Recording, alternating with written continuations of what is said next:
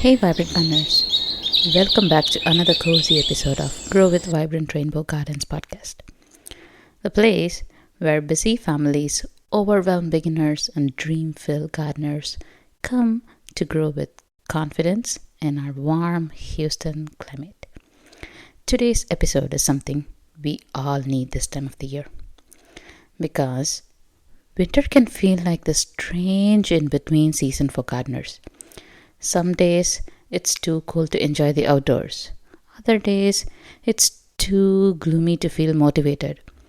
Too busy with holidays and life to do much of anything. Maybe your beds look messy. You haven't even touched your tools in weeks. And you're thinking, I have no idea what to do and no energy to do anything, anyways. And I want to tell you something that I say to every gardener I work with. If winter slows you down, good. It's supposed to. Gardening has its seasons, including rest. Winter is not a full stop. It's not the end of your year. It's not just the end of your gardening year. It's not a sign you're doing something wrong. Winter is a pause. Is a reset. Winter is when gardeners dream.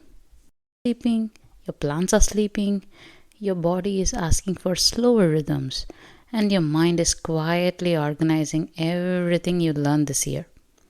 And this is the season where you where you can actually dream your garden for next year. It starts to take shape. It starts to take a shape, quietly, gently, beautifully. So today, I want to give you 10 simple, comforting ways to stay connected to your garden, even when you don't want to go outside. These are cozy, indoor-friendly, low-energy activities you can do while curled up on the couch with a blanket and a cup of tea. Let's dive in.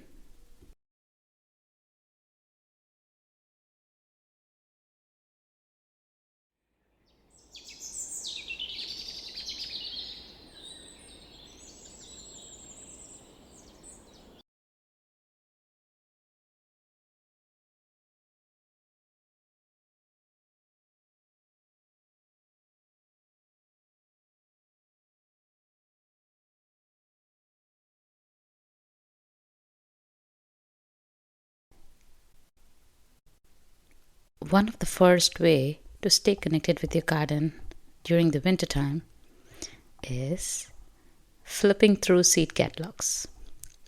This is one of my favorite winter rituals. Every December, my kids and I sit together with seed catalogs. Sometimes old school paper catalogs, sometimes digital. My favorites are old school paper catalogs. I get them in the mail every year, and we pick out the most exciting varieties. The prettiest tomatoes, the most striking looking beans, some of the few new basil varieties that I have not grown before. It becomes a whole family event. It's not just shopping, although I love seed shopping. It's imagining, it's dreaming, it's planning flavor and color and joy for the next year's garden. Another way is to create your next year's dream garden list. Once I go through all the catalogs, I look through my seed boxes and start writing out a dream list. Not a strict plan, more like a dream list. Everything I want to try next year. Everything I want to grow more of. Everything I want to grow less of. And all the new varieties that made my heart skip on page 42 of that catalog. To keep everything organized, I use a detailed spreadsheet every single year with dates, varieties, and notes, because if I don't write it down, it gets lost somewhere between seasons. Next one is use a garden journal to capture your wins and problems. Your garden journal is where you learn. Write down the things and the not so good things. My lettuce grew for a few months and then it bolted. My beans were taken over by aphids. I read this random remedy in some Facebook post, and it actually worked. Write it down. I harvested so much cilantro this week. Don't skip the problems. Don't skip the little wins either. Don't skip the discoveries that felt small but made a difference. Your journal becomes your garden wisdom for the next year. Task number 4 is going to be sorting your seeds and supplies. This is such a satisfying winter task, and it instantly reconnects you to your garden. You can sort your seeds by season, the type of plant, or growth speed, or whether they need seed starting or direct sowing. And you can sort supplies like labels, twine, gloves, garden markers, tools, and everything you want.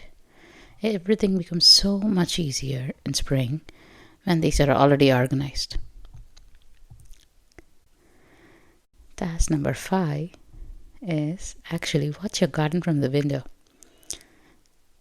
This sounds so simple, but it's one of the most advanced gardener habits. From the window, you notice where the wind comes from, where your sunlight lingers,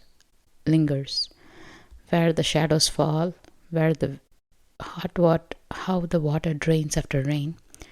If you get frost, where do the frost settle? Learn your microclimates, those tiny pockets of warmth, cold, wind, shade, protection that shape your garden's behavior.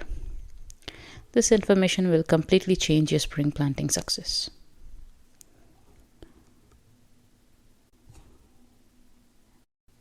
Next task is try growing microgreens indoors. It's such a fun winter project. You don't need fancy supplies. I've even grown them on paper towels inside a recycled berry box. It actually acts as its own humidity dome, and the wet paper towel helps keep the seeds nice and humid, and they grow inside. They grow fast. Like I'm talking about 7 to 14 days, you actually get a harvest. This makes everyone, especially kids, feel like a big time gardener. And you can make a sandwich or a salad out of it. Task number 7 is read a garden book.